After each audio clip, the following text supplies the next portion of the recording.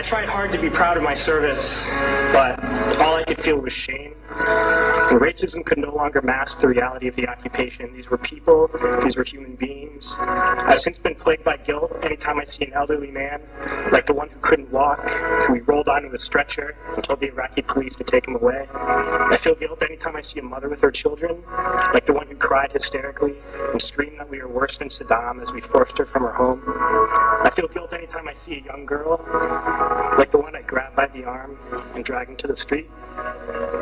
We were told we were fighting terrorists. The real terrorist was me, and the real terrorism is this occupation. Racism within the military has long been an important tool to justify the destruction and occupation of another country. It has long been used to justify the killing, subjugation, and torture of another people. Racism is a vital weapon employed by this government. It is a more important weapon than a rifle, a tank, a bomber, or a battleship. It is more destructive than an artillery shell, or a bunker buster, or a Tomahawk missile. While those weapons are created and owned by this government, they are harmless without people willing to use them. Those who send us to war do not have to pull a trigger or lob a mortar round. They do not have to fight the war, they merely have to sell the war. They need a public who is willing to send their soldiers into harm's way. They need soldiers who are willing to kill and be killed without question. They can spend millions on a single bomb, but that bomb only becomes a weapon when the ranks of the military are willing to follow orders to use it. They can send every last soldier anywhere on earth, but there will only be a war if soldiers are willing to fight. And the ruling class, the billionaires who profit from human suffering, care only about expanding their wealth and controlling the world economy. Understand that their power lies only in their ability to convince us that war, oppression, and exploitation is in our interest. They understand that their wealth is dependent on their ability to convince the working class to die to control the market of another country. And convincing us to kill and die is based on their ability to make us think that we are somehow superior.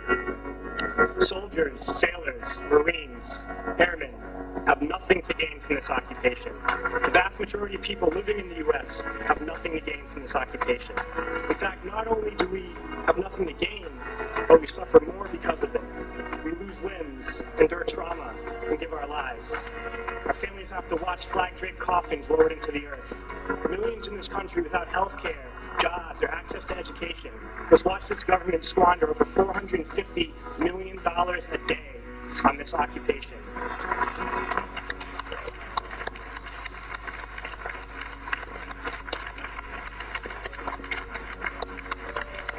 Poor and working people in this country are sent to kill poor and working people in another country to make the rich richer.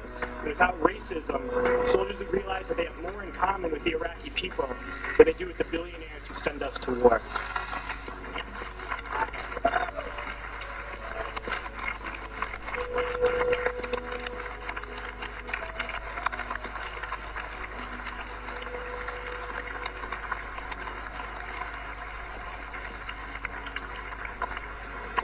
I threw families onto the street in Iraq, only to come home and find families thrown onto the street in this country, in this tragic and unnecessary foreclosure crisis. We need to wake up and realize that our real enemies are not in some distant land. They're not people whose names we don't know and cultures we don't understand. The enemy is people we know very well and people we can identify. The enemy is a system that wages war when it's profitable.